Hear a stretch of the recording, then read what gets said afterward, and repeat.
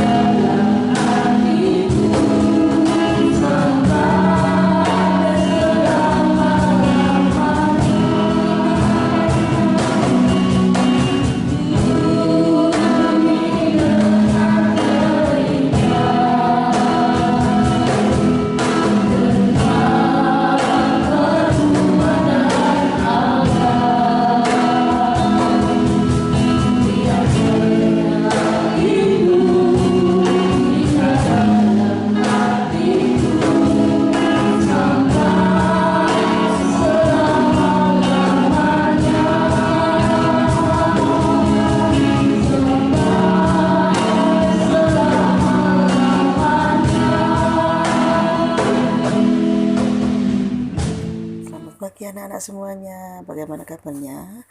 Luar biasa, sungguh hari ini adalah hari yang ceria buat kita semua. Kita akan siap mendengarkan firman Tuhan. Ya adik-adik, Buya mau cerita pagi hari ini, yaitu tentang dimana murid-murid Tuhan Yesus ditemui oleh Tuhan Yesus. Ya. Nah, pada suatu hari di mana murid-murid saat itu sedang berkumpul di dalam satu ruangan, mereka mengunci diri di dalam rumah. Semuanya duduk termenung, merenungkan betapa sedihnya mereka karena guru yang mereka banggakan, guru yang selama ini menolong mereka sudah tidak ada dan sudah dikuburkan, sehingga murid-muridnya sedih karena ditinggal Tuhan Yesus. Nah, adik-adik, ketika murid-muridnya sedang duduk termenung, merenungkan apa yang harus mereka lakukan, murid-murid Tuhan Yesus hilang harapan, tidak dapat kembali bertemu dengan Tuhan Yesus.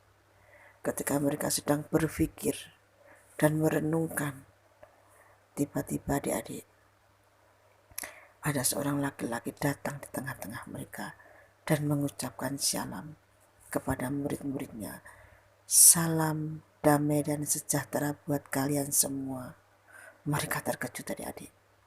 Murid-muridnya terkejut. Hah, siapa itu? Itu hantukah? Kalau manusia tidak mungkin. Itu kan tidak bisa masuk. Pintu tertutup dengan rapat. Tidak ada seorang pun bisa masuk. Tapi kenapa ada suara dan ada seorang laki-laki di tengah-tengah kita? Mereka ketakutan adik-adik. Tetapi laki yang datang tadi dia menjawab, "Hai murid-muridku, kalian jangan takut.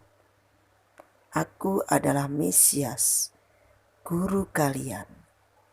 Aku bukan hantu, tetapi aku Mesias yang sudah hidup kembali. Kalau kamu tidak percaya, cobalah, rabalah tanganku yang sudah berlubang, dan lihatlah kakiku juga sudah berlubang.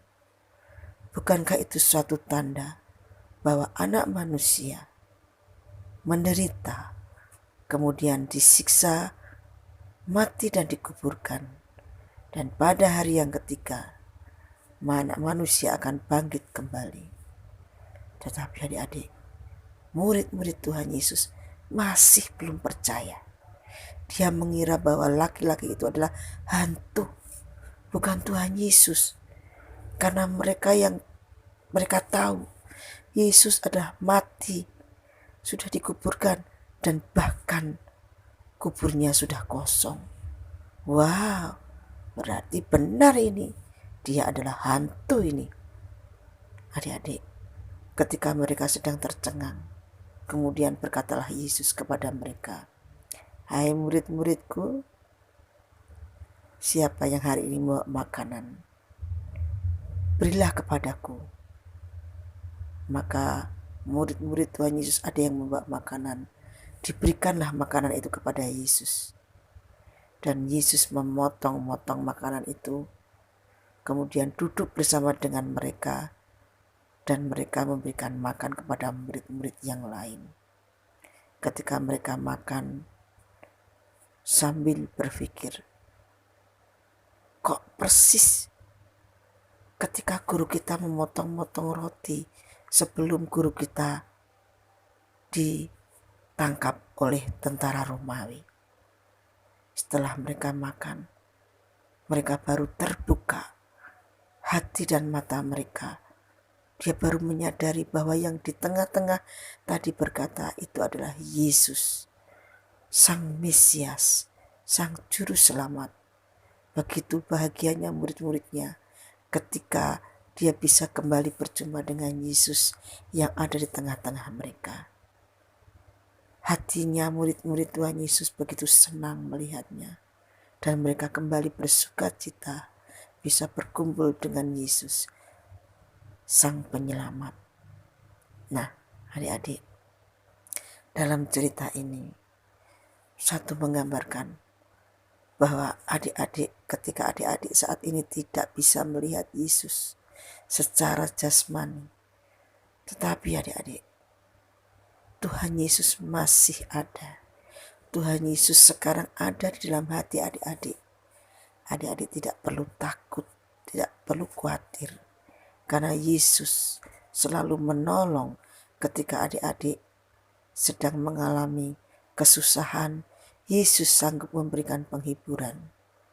Nah, adik-adik, walaupun saat ini kita tidak bisa melihat Tuhan Yesus, tapi kita bisa merasakan bahwa Yesus ada bersama dengan kita. Karena Yesus belum saatnya untuk bisa bertemu dengan kita secara kasat mata. Tapi Tuhan Yesus berjanji bahwa Dia akan kembali menjemput kita, anak-anak Tuhan yang setia, yang rajin, suka berdoa dan suka memuji Tuhan, apalagi suka mendengarkan cerita firman Tuhan.